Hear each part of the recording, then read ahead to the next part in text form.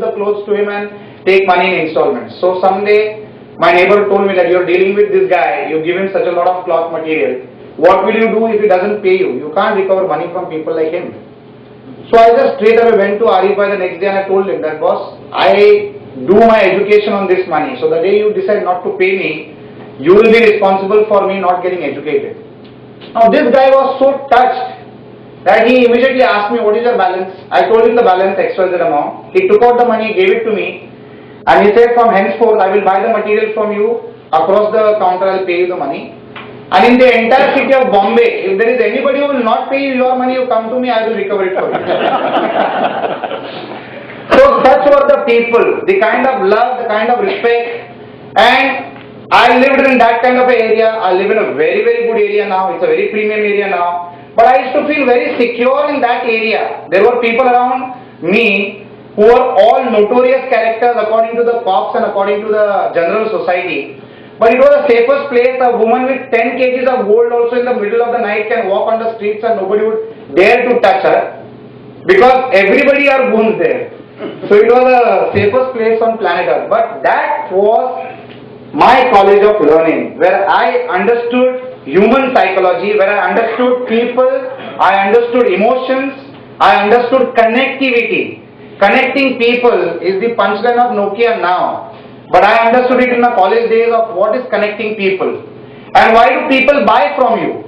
And it was a very interesting learning. They buy material from you not because of the quality of the material alone, but because of the kind of trust that you can build in their mind about your dealing with them. So when I used to sell clothes, I used to tell them that this material will never go loose lifetime. Your stitching will come out, but the material will be undamaged. If it happens, you return it back to me and I will give you a free replacement. And that used to make me sell my cloth. The shopkeeper from whom I used to buy, I used to take the same guarantee. In one or two odd cases, if the material became defective, I have literally got them replaced. So that really gave me a good insight of customer relationship. And I also realized the power of referral. Because whenever a customer used to buy that material from me, out of happiness, because he used to get that material cheap, he used to get door service, that used to not be very common those days. And he used to give me referrals, his neighbor, his relatives, his friends, his office crowd. The one thing that I learned is that I should not feel shy about what I am doing. My other relatives used to feel very awkward that how can you go to the houses of people and do this type of sales activities. So I said it is better than becoming a robber or looting somebody or becoming a goon and taking extortion money. It is hard work. I am not feeling shy about it. Whatever I am doing it to the best of my capability, and I started making good amount of money. During my college days, the IT education that I got because of Lupin Pharmaceuticals was very interesting. In my final year, I realized that selling cloth material, Venky's chicken, Payal chappal, this is good for pocket money. But if you want to make a career, you need to do something different. That is the time when I decided to get into IT, because I realized, I heard Rajiv Gandhi speak a couple of times on the television that information technology is really going to bail out India as a country and it's going to make big inroads for this country in global economy. And I thought that why not get connected to IT, and so I started data processing jobs. I don't know how many of you all will remember, but the first commercial program on television, Super Hit Mukabla, does anybody remember? That was the first program where they used to ask the audience to write on a postcard the best songs in sequence and they used to get prizes. So I used to be the guy who used to process those postcards, and I used to be one of the guys. There used to be many people like me doing data processing. I used to be one of the guys. I bought one first computer with a loan from two friends and some contribution from mine. I paid 32,000 rupees for the first 286, and I started data processing on that, on which I did my first Parle Super Hit Mukabla data processing. When I bought that computer was also a very interesting story. It was during the Bombay riots, so I can never forget it. And staying in a very distinguished area called Malwani, I also realized what curfew means, because throughout the riots my area was under curfew. And for curfew, there used to be 2 hours relaxation in the morning, 2 hours relaxation in the evening to buy essential commodities.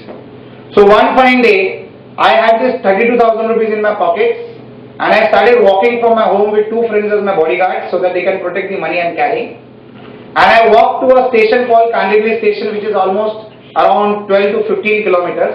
I went walking in the morning curfew relaxed time, paid the money to the computer, sat at the railway station because I have to wait for the evening to come so that I can enter into my area. And that is how I bought the first computer.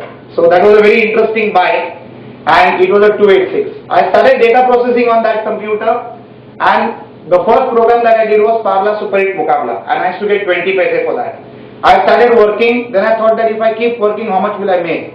So I started double shift. I took a neighboring guy, told him that I will share the revenue with you. You start working on this computer. I started the second shift, then I started the third shift, then I stopped working myself, and I started bringing the work, and I started using the local boys who didn't need to have computer knowledge, but they just had to do punching job, who knew typing. And that's how the data processing business started. And after some time, I took the second machine, and I used to bring that postcards in gunny bags in auto rickshaws. Neighbors started feeling that these gunny bags are not of postcards, that is filled with money. Therefore, I'm making a lot of money, earning a lot of money. One computer became two computers. I became a little more gutsy, and I said that let me take 6 more. So the hardware guy who saw me working very hard, he said that okay, I'll give it to you on installments. From 2 computers, I jumped to 8 computers. And from 8 computers, I started doing data processing job for datamatics. Because Parle Super Hit Mukabla was over, and then I started doing the master gain issues. If people have invested those times in master gain, master plus. So I was also one of the guys who did the data processing for master gain, master plus. And after that, thanks to Harshad Mehta uncle, there was a stock market crash, and I was sitting with 8 computers with a loan to pay, couple of employees on the job, no work because the entire stock market had crashed down. So UTI had put the stop on all the issues, the work was at a standstill, I didn't know what to do, and then I thought that why not teach people what we know. I have 8 computers, nobody to buy them, the computers in the entire vicinity of Malwani, at that time the population of Malwani must be 50,000 plus. So nobody had even seen a computer. And those days, joining a typing class itself was a family decision in that area, because typing class also would cost you 35 rupees a month. So I thought that let me start teaching people computers, whatever I know. And that time I knew DOS, WordStar, Lotus and DBase. So I went door to door campaigning people to join computers, and I would teach them basics for 1500 rupees, a 3 months course. And you will not believe it, in the first 15 days I did 75 admissions. And it was rocking. And then there was no looking back. It was rocking. In fact, I would be very proud of one fact, that education loan as a concept was started by my organization in 1995. Because in 1995, there was no concept of education loan. Education loan for a private professional course was unheard of. Education loans started in the late 2000, in the late 90s for government programs, for a degree program in university and all that, not for private institutes. I realized that these 75 students that joined me, they had a big financial crisis to pay even the 1500 in 3 months installments. So I used to teach a program for 3 months, and I started giving them installments of 6 months. And believe me, not a single guy defaulted. Even after the education was over, and these were the children of rickshaw drivers, vegetable vendors, all small timers, but nobody defaulted. But even that 6 months was difficult. So when you say necessity is the mother of all inventions, I thought that how can I change the scenario where I can get more number of students if they can be funded by somebody else. So I went to the local, there was a cooperative credit society called Sahyog. So I went to Sahyog and I told them this idea that you will get customers, I will get students, and the student will get a 2-year or a 3-year loan. So we started this loan facility for the students, made it easy for them to get it. I started doing processing for their loans on the basis of one guarantor, and the installment started as low as 125 rupees.